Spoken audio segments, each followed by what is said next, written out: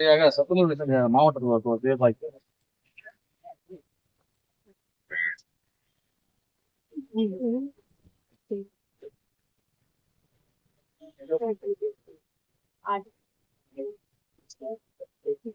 அனைவருக்கும் வணக்கம். இந்த கொல்கத்தா அரசு மருத்துவமனையில அந்த டாக்டருக்கு நடந்தது அது பெரிய கொடுமைதான். ஏன்னா நம்ம கடவுளுக்கு அடுத்தபடியா நம்ம பாக்குறது டாக்டரை தான் நம்ம பார்ப்போம். அப்ப அந்த டாக்டருக்கே அப்படி ஒரு கொடுமை நடந்திருக்கும் போது அந்த கொடுமை அந்த இதை பண்ணினவங்களை அந்த நேரமே தண்டிச்சிருக்கணும். அவங்கள வச்சுக்கிட்டு நிறைய பேரை நம்ம இவங்க மூலியமா தான் நிறைய பேரை கண்டுபிடிக்கணும்னு சொல்லி அரசு வச்சிட்டு இருக்கிறது அது நம்மளை ஏமாத்துறதுக்குள்ள அர்த்தம் தான். ஏன்னா அவங்கள அரெஸ்ட் பண்ணிட்டாங்க. அரெஸ்ட் பண்ணி வச்சிருக்கவங்ககிட்ட இருந்து இன்னும் உண்மை வரணும்னு சொல்லி என்ன பண்றாங்கன்னா அங்க உள்ள உண்மைகளை என்ன செய்யறாங்கன்னா மறைக்காங்கன்னு அர்த்தம்.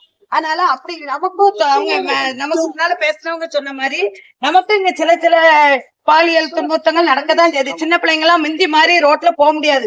அன்னைக்கெல்லாம் வாட்ஸ்அப்ல பாத்தீங்கன்னா ஒரு அம்மா ரோட்ல தனியா மிந்திலாம் எவ்வளவு தூரமா நம்ம இப்ப டூ வீலர் எல்லாம் இருக்கிறதுனால நிறைய லேடிஸ் சைக்கிள்ல நடந்துலாம் போவாங்க. வாட்ஸ்அப்ல பாத்தீங்கன்னா அந்த அம்மா நடந்து ஒரு தெருல போய்கிட்டு இருக்காங்க. அங்கிட்டலாம் வீடு இருக்கதான் செய்யுது. ஒருத்த பின்னால போய்கிட்டு இருக்க பதுங்கி போய் அந்த அம்மாவை பிடிச்சு இழுத்து பண்றான். அப்படிலாம் நடக்கு.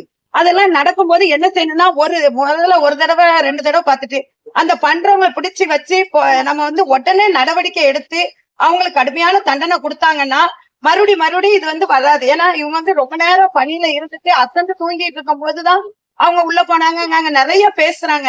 நமக்கே அவங்க புரியுது, பேசுறது அவ்வளவுமே நமக்கு புரியுது. ஆனா எதுக்காக அரசு இவ்வளவு தயக்கம் காட்டிட்டு இருக்கு அப்படிங்கறத நம்ம இன்னும் அதிகமா ஒற்றுமையா இருந்து இந்த கருத்துக்கெல்லாம் இப்ப பாத்தீங்கன்னா நம்ம மருத்துவமனை முன்னால இருந்து அப்ப இருந்து நிறைய பேர் நமக்கு வந்திருக்கணும். நம்ம லேடிஸா சேர்ந்து பண்ணும்போது இதுல நிறைய பேர் இன்னும் நம்ம பண்ணணும்னா இன்னும் அதிகமான இது கிடைக்கும். அதனால இனி வரும் காலங்களில் நம்ம ஒற்றுமையா சேர்ந்து பண்ணணும்னு சொல்லி கேட்டுக்கிட்டு முடிச்சுக்கிறேன்.